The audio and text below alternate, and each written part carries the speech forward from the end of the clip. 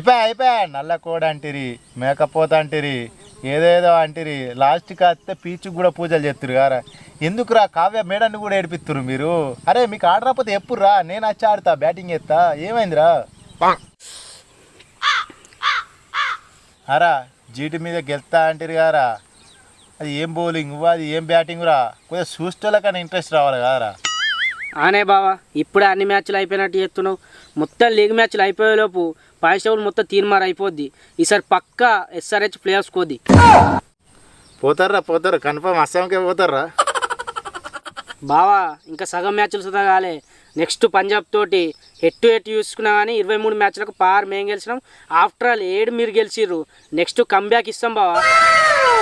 అరే ఇదే dialogue second match నుంచి వింటున్నారా మీరు గెలిచింది లేదు పీకింది లేదు